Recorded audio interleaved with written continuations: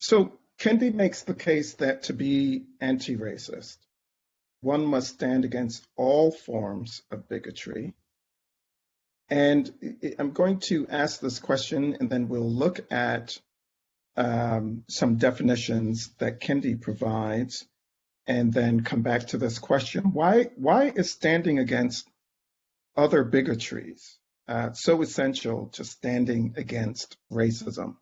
And I think this is really important for the Hutch to understand about our anti-racist framework, that it does not preclude us from, in fact, it's very intentional about centering work against racial oppression and centering work against racial inequities, pursuing racial equities, but recognizing that work is intersectional with all other forms of bigotry and ways that inequities are expressed. Let's look at these definitions of class racism, gender racism, queer racism, and space racism that Kendi offers. A class racist, one who is racializing the classes, supporting policies of racial capitalism against those race classes, and justifying them by racist ideas about those race classes. Gender racism, a powerful collection of racist policies that lead to inequity between race genders and are substantiated by racist ideas about race genders.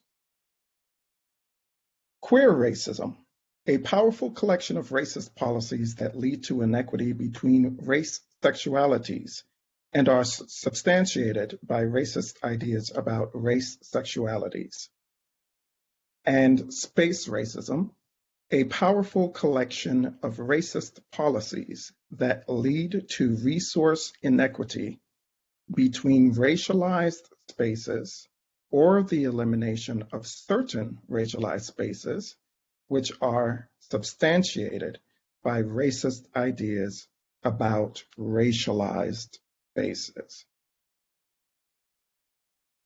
So panelists, in thinking about those definitions, and thinking about other bigotries and other systems of oppression that intersect with racism, how do you understand the importance of doing that collective work that intersects with racism or anti-racism?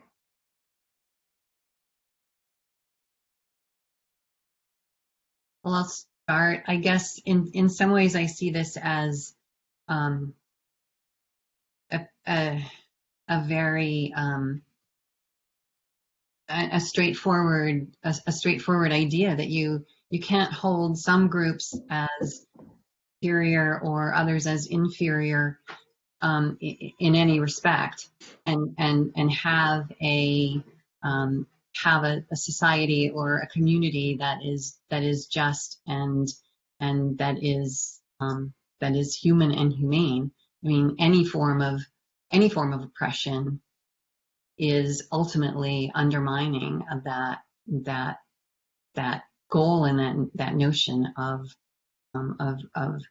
equity and justice. And so when I think about that statement, it seems in some respects it seems very obvious, right? You cannot have inferior and superior groups, regardless of the characteristics on which you're basing that judgment, and have a just society.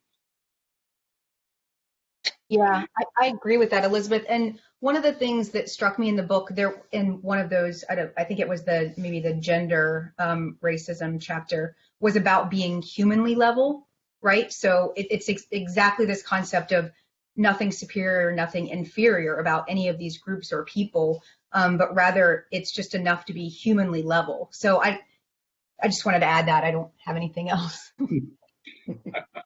I would just say that I think the intersectionality of racism with these other forms of bigotry is a particularly insidious effect of racism. It's both cause and effect, I think. And I think that it magnifies, not that it needs to be, but it magnifies the harm that racism does in society, because the intersectionality of, for example, gender racism, it actually further divides and dehumanizes groups of people.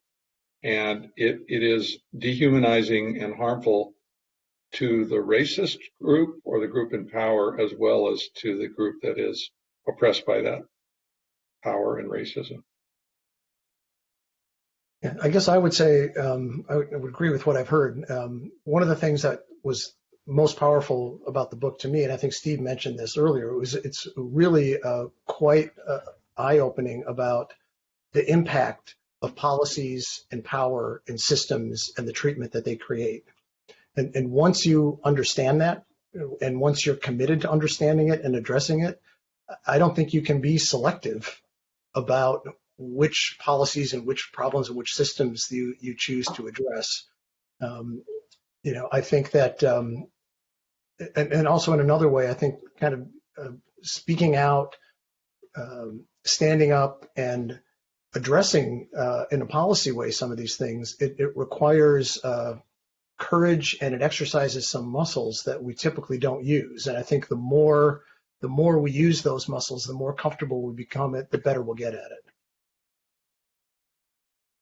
I was simply going to add, Paul, that the idea of bigotry as an active, you're not only upholding the group you believe to be superior, but you are intentionally working to diminish the group you see as lesser. And so again, sort of to just the active choices we make and where we put our energy, that gap becomes even greater in any of the four definitions.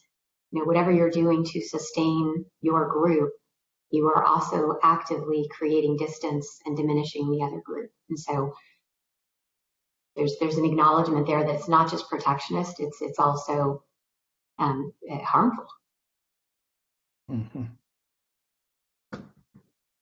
And I just want to say what a challenge that is. We are not trained to do that. We are not socialized to be inclusive in this way, or to think about experiences through this intersectional framework. We aren't, right? To the point that Kendi raises around policy, our policies as a country don't do that. And so we don't have that framework of thinking. It's something we have to naturally. It's something we have to acquire and really exercise that muscle, as David is saying. I'd like first to the audience to see the anti-racist, and I'm not going to read all of these definitions, but we will take some time to just look at these definitions. And I'm hoping that we're able to see how, these are new words, these are new terms, the way in which Kendi proposes them: race genders, race sexualities, right? Are new kinds of terms to help us to grapple with some realities that we need to do some significant work on. I also very much want to highlight racial capitalism as a really, like all the others, it's an insidious expression, but it's so tied up with the history of our country and the society that it has spawned.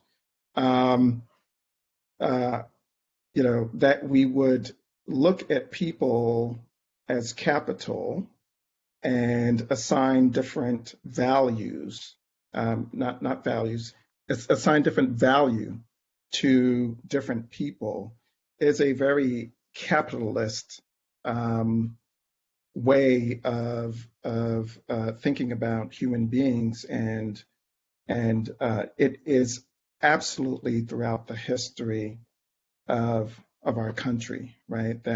And what you can do with capital then is to use it for some other self-interest, and when that self-interest is met, then you discard it. And so that brings to mind for me the question around neglect, how neglecting a group of people in our work, or erasure of groups of people in our work is aligned with that kind of oppression, and we have to work against that.